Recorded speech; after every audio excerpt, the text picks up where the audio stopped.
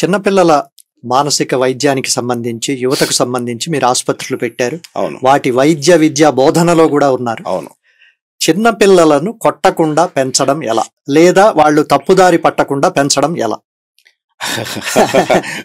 చాలా చాలా కష్టమైన అంటే ఒకటండి, అంటే కొట్టకుండా మనం అంటూ ఉంటాం, మనం దేవుడి కన్నా దెబ్బే గురు. పామును మనము చంపకూడదు. కానీ ఏంటంటే ఆ పాములో ఒక సామెత కూడా ఉంది. ఏమంటారు, పాము కరవకుండా అది ఊరికి బుస పెడితే చాలా భయపడతాం, కరవాల్సిన పనిలా. అంటే నేను కరుస్తాననే భయం కలిగిస్తుంది మనిషిలో, అంతే. అలాంటి భయమే మన పిల్లలు కలిగించాలి, అంతే తప్ప నిజంగా ఫిజికల్ గా పనిష్మెంట్ చేయడం మంచిది కాదు. ఎందుకంటే వాడికి అది ఎప్పటికీ అది మనసులో ఉంటుంది, వాడు బాధపడుతుంటాడు పెద్ద అయిన తర్వాత. ఆ ట్రామా అనేది ఇప్పుడు మా నాన్నను బెల్ట్తో కొట్టాడు, చేశాడు, వాతలు పడ్డాయని చెప్పేసి. ఈ పేరెంటింగ్ లో కూడా కొన్ని రకాలు ఉన్నాయి. అంటే పిల్లల్ని ఎలా పెంచాలి, ఇప్పుడు మనం ఇంతకుముందు అనుకున్నాం, దానిపైన మా అబ్బాయి డాక్టర్ విశాల్ కూడా కొన్ని పుస్తకాలు రాశాడు, గుడ్ పేరెంట్స్ గుడ్ చిల్డ్రన్. అంటే కొంతమంది పేరెంట్స్ ఎలా ఉంటారంటే టూ మచ్ డిసిప్లిన్ మంచిది కాదు, టూ మచ్ కూర్చోంటే కూర్చో లేకంటే లేకు. వాళ్ళు ఏమనుకుంటారు, ఇలా చేస్తేనే పిల్లలు బాగుపడతారు అనుకుంటారు. అది మంచిదే అంటే మంచిది కాదు, నేను చెప్తాను తర్వాత. రెండోది అంటే టూ మచ్ ఫ్రీడమ్, ప్యాంపరింగ్. వాడు ఏది అడిగితే అది, నాకు బైక్ కావాలంటే బైక్, నైక్ షూస్ కావాలంటే నైక్ షూస్, ఇంకోటి నాకు ఐఫోన్ కావాలంటే ఐఫోన్. అమ్మ లేకపోతే వాడు ఫీల్ అవుతాడండి, మాకు ఉంది కదా అని. ఇది మంచిదా? మంచిది కాదు. ఇంకో రకం పేరెంట్స్ ఏంటంటే ఇదనమాట, ప్రతిదానికి ఓవర్ ప్రొటెక్షన్, అంటే వీళ్ళు అన్ని చేసేయడం.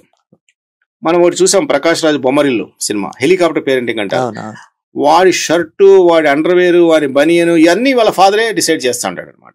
అంటే ఎవ్రీథింగ్ ఆఖరికి వాడు చేసుకునే అమ్మాయి కూడా ఎలా ఉండాలి ఇతనే చెప్తాడు. అంటే అది ఒక రకం, ఇవన్నీ కూడా మంచిది కాదు.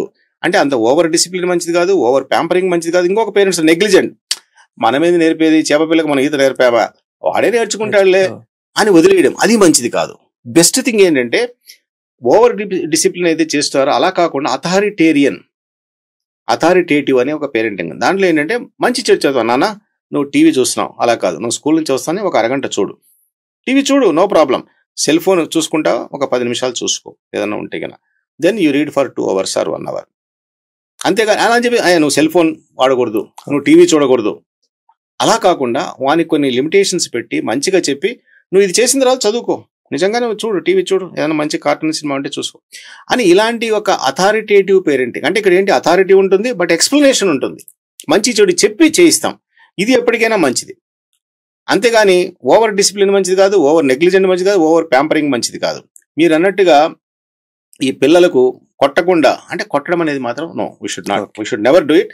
కావంటే గట్టిగా అరవండి, ఒక తిట్టండి, అలా చేయండి తప్ప. అంటే సైకలాజికల్ పనిష్మెంట్, నాట్ ఫిజికల్. ఇంకా ఏంటి, టైం అవుట్ అని ఒకటి ఉంది. అంటే ఏంటి, చిన్నపిల్లలు ఎక్కువ చేశారనుకోండి, మా సైకాలజీలో మేము చెప్తూ ఉంటాం, వాడిని గదిలో పెట్టి ఒక అరగంట సేపు రూమ్ ఇంప్రిజన్మెంట్ లాగా, వానికి ఏం చేయమంతే, అరే నువ్వు అక్కడే ఉండి అంతే, ఒక అరగంట తర్వాత తలుపు తీస్తాను, వాడికి తెలిసిపోతుంది, అమ్మో నేను ఈసారి చేస్తే మళ్ళీ నన్ను లోపల పెట్టేస్తారని.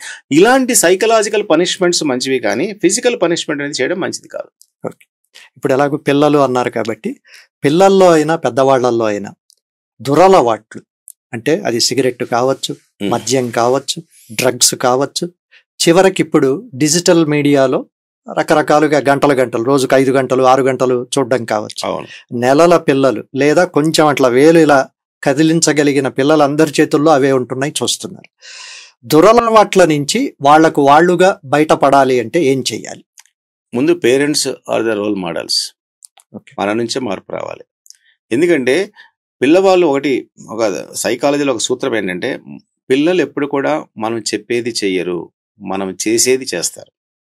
మనం చెప్పేది చెయ్యరు, అరే ఫోన్ వాడకూడదురా, స్మోక్ చేయకూడదురా అని అన్నామనుకోండి, మనం చెప్తాం స్మోకింగ్ మంచిది కాదని. కానీ ఆయనే వాడితో ప్యాకెట్ తెప్పించుకొని సిగరెట్ తాగుతా ఉంటే వాడే చూసాడు, ఏంటి మా నాన్న స్మోకింగ్ చేస్తున్నాడు కానీ ఆయనే తాగుతున్నాడు, విస్కీ తాగడం మంచిది కాదు అండ్ లిక్కర్ తీసుకుని మంచిది కాదంటాడు, ఈయన ఫ్రెండ్స్ వస్తానే తెప్పించేసి అందరి మొదట తాగుతాడు. సో మీరు అలాంటి కావాలంటే ప్రైవేట్గా సపరేట్గా చేయండి, అంతేగాని ఈ should not do in front. అంటే మీరు పిల్లలకి ఏ పిల్లలు కూడా వాళ్ళ ఫాదర్ మదరే దేవతలు, ఆయన ఏం చేస్తే అది కరెక్ట్, వాడు మంచి చేసినా కరెక్టే, చెడు చేసినా కరెక్టే. కాబట్టి ఈ మోడలింగ్ అనేది సైకాలజీలో ఒక ఫినామినా. అంటే పిల్లలు పెద్దవాళ్ళని చూసి వాళ్ళ అడుగుజాడల్లో వాళ్ళు కూడా నేర్చుకుంటారు. కాబట్టి మనం చిన్నప్పటి నుంచి పిల్లల్ని ఎలా పెంచుతామో, ఎలా చెప్తామో కాదు, ఎలా చేస్తామో అనేది వాళ్ళు తీసుకుంటారు. కాబట్టి ఆ విధమైన ట్రైనింగ్ అనేది మనం పిల్లలకు చిన్నప్పటి నుంచి ఇవ్వాలి. మనం కొంచెం చిన్నప్పటి నుంచి ఒక మారల్స్ కానీ, ఎథిక్స్ కానీ, స్పిరిచువాలిటీ కానీ, ఒక డిసిప్లిన్ కానీ, మన ఫ్యామిలీ ట్రెడిషన్స్ కానీ, మన బంధువులు అప్పుడప్పుడు ఇవన్నీ కూడా కానీ ఇవన్నీ కూడా మనం చేసేవన్నీ కూడా వాళ్ళని మనం టెంపుల్కి తీసుకెళ్ళడం కానీ, ఇవన్నీ ఆల్ దీస్ థింగ్స్, టూర్కి తీసుకెళ్ళడం కానీ, లేదా లైబ్రరీకి తీసుకెళ్ళడం కానీ, ఇవన్నీ మనం చేస్తూ ఉంటే చిన్నప్పటి నుంచి మనతో పాటు మనం ఏం చేయాలి, అది చేయరా ఇది చేయరా అంటే వాడు సరే సరే అంటాడు కానీ వాడు చేయడు. మనతో పాటు అలా కల్టివేట్ చేస్తే పెద్ద అయిన తర్వాత వాళ్ళకి అది వస్తుంది, వాళ్ళ నెక్స్ట్ జనరేషన్ కూడా వాళ్ళు అలాగే చేసేందుకు అవకాశం ఉంది. కాబట్టి ఇది మన పేరెంట్స్ నుంచి మనం రావాలి. నెంబర్ 1 దురలవాట్లు. రెండవది అంటే వాడి యొక్క పీర్ ప్రెజర్, పీర్ ఇన్ఫ్లుయెన్స్ అంటే ఫ్రెండ్స్. మనం వాడిని ఏ స్కూల్లో చదివిస్తున్నాము, ఏ కాలేజీలో పెడుతున్నాము, చుట్టుపక్కల వాతావరణం ఎలా ఉంటుంది, ఆ కాలేజీలో ఏమైనా డ్రగ్స్ కానీ ఇవన్నీ ఉన్నాయి, ఇవి కూడా మనం స్టడీ ఈ మధ్య మనం చూస్తున్నాం చాలా కాలేజెస్ లో, ఇంజనీరింగ్ కాలేజెస్ లో, మెడికల్ కాలేజ్ లో డ్రగ్స్ ఇవన్నీ కూడా గంజా ఇవన్నీ చాలా ఎక్కువగా ఉన్నాయి. కాబట్టి అలాంటివి కూడా మనం తల్లిదండ్రులు తెలుసుకోవాలి. అలాంటి చోట ఉంటున్నాడా, ఒకవేళ హాస్టల్లో ఉంటున్నాడా, బయట హాస్టల్లో ఉంటే వాటి రూమ్మేట్స్ ఎవరు ఉన్నారు, ఏం జరుగుతా ఉంది అక్కడ, ఇవన్నీ కూడా కొంత తెలుసుకోవాలి. ఇవన్నీ కన్నా మనం అర్లీ ఏజ్ లో. ఇంకొకటి ఏంటంటే సైకాలజీలో శాస్త్రీయంగా నిరూపణ విషయం ఏంటంటే అర్లీ ఏజ్ లో ఏదైతే అలవాట్లు మొదలవుతాయో, for example 10th class intermediate లో ఎవడైనా డ్రగ్స్ కానీ లిక్కర్ కానీ అలవాటు పట్టుకోండి, వాడు పెద్ద అడిక్ట్ అయిపోతాడు భవిష్యత్తులో. మీరు 40 ఏళ్ల వరకు ఏ అలవాటు లేదనుకోండి, 40 ఏళ్ల వరకు మీకు స్మోకింగ్ లేదు, డ్రింకింగ్ లేదు, అప్పుడు ఎవరో ఫ్రెండ్స్ వచ్చి మీతో ఒక సిగరెట్ ఒక పెగ్గు విస్కీని తాపిస్తారు, నథింగ్ విల్ హ్యాపెన్, మీరు అడిక్ట్ కాలేరు. ఎందుకంటే బ్రెయిన్ అనేది అప్పటికే మౌల్డ్ అయిపోయి ఉంటుంది, కొత్తగా బ్రెయిన్ ఏం మారదు. ఈ 15 years 20 years అంటే బ్రెయిన్ అలా మౌల్డ్ అవుతా ఉంటుంది. ఆ సమయంలో ఏదైతే పడుతుందో ఆ బ్రెయిన్ నర్వ్స్ అన్ని మన నరవాసన లాగా తగతగలాడుతూ ఉంటాయి ఆ డ్రగ్ కోసం, ఆల్కహాల్ కోసం. మళ్ళీ ఎప్పుడెప్పుడు దాన్ని టేస్ట్ చూద్దామా చేద్దామా అని చెప్పేసి వాడికి మళ్ళీ తాగాలనిపిస్తుంది, మళ్ళీ స్మోక్ చేయాలనిపిస్తుంది. 40-50 ఏళ్ళప్పుడు మీరు తాగితే మీరు మళ్ళీ తర్వాత ఇచ్చిన తీసుకోరు. ఇప్పుడు అసలు విషయంలోకి వచ్చారు. పిల్లల్ని అయితే అలా అన్నారు. అవును, నేనున్నా, నాకు 55 ఏళ్ళు, నేను విపరీతంగా సిగరెట్లు తాగుతున్నా, మందు విపరీతంగా తాగుతున్నా, తప్పని నాకు తెలుసు, నేను మానసిక వైద్యుడిగా మీ దగ్గరికి వచ్చాను, నన్ను ఎట్లా మారుస్తారు? అంటే ఒకటి, ముందు మీకు మానాలను ఉందా లేదా ఫస్ట్, లేదా మీ భార్య ఉంది కదా, నాకు మానాలను ఉంది కానీ అదే చాలా మంది మా దగ్గరికి వచ్చే వాళ్ళు చెప్తారంటే, భార్యలు వస్తారు, అయ్యా మా ఆయన ఇలా ఉన్నాడు అయ్యా, రమ్మంటే రావడం లేదు, మీరు ఏదైనా టాబ్లెట్ ఇవ్వండి అయ్యా, పుణ్యం కట్టుకోండి, మేము ఇంటికి వెళ్ళి అన్నంలో కలిపి ఇచ్చేస్తామంటే అమ్మ అలా కుదరదు. అతనికి ముందు తెలియాలి. కాబట్టి మోటివేషన్ చాలా, మోటివేషన్ మీకు ఉంది అనుకోండి 50% ట్రీట్మెంట్ అయిపోయింది.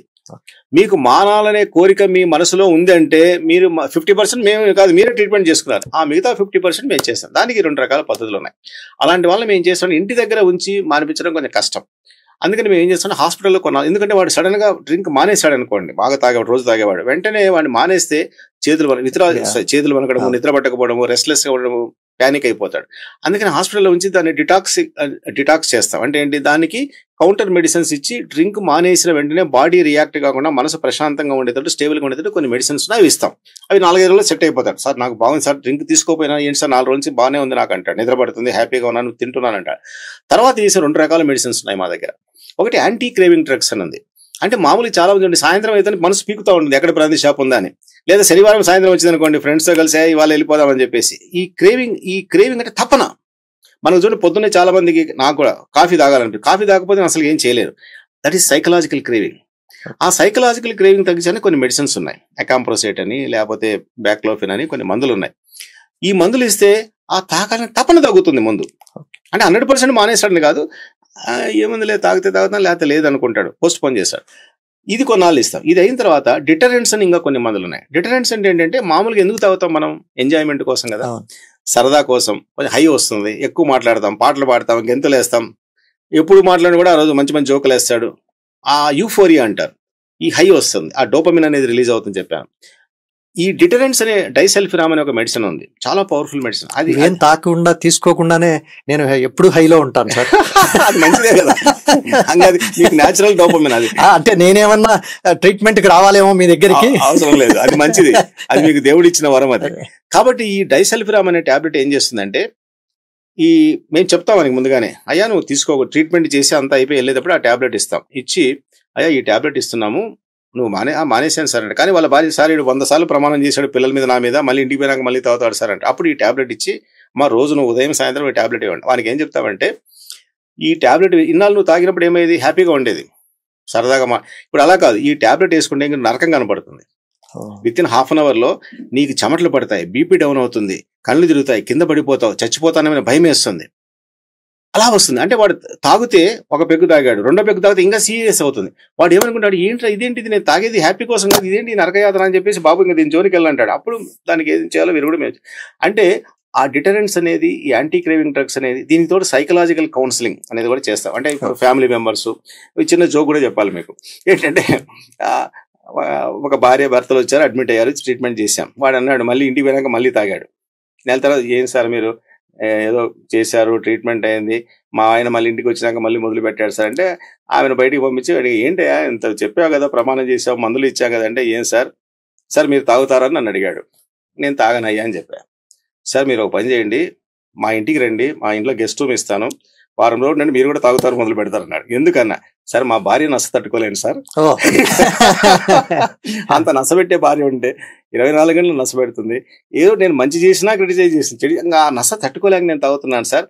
కాబట్టి మీరు వచ్చి ఉన్నారనుకోండి, మీ ఇలాంటి మంచి వాళ్ళు కూడా తాగుబోతులుగా మారిపోతారు, ఇవి నచ్చ తట్టుకోలే అంటే that may be escaping mechanism ఉండొచ్చు. It may be only he's rationalising or reasoning his this thing excuse. కానీ అంటే నేను ఎందుకు చెప్తున్నా అంటే, ఇంట్లో వాతావరణం కూడా వాళ్ళకి అనుకూలంగా ఉండాలి, సపోర్టివ్ వైఫ్ ఉండాలి. అంటే ఇంకా క్రిటిసైజ్ చేయకూడదు.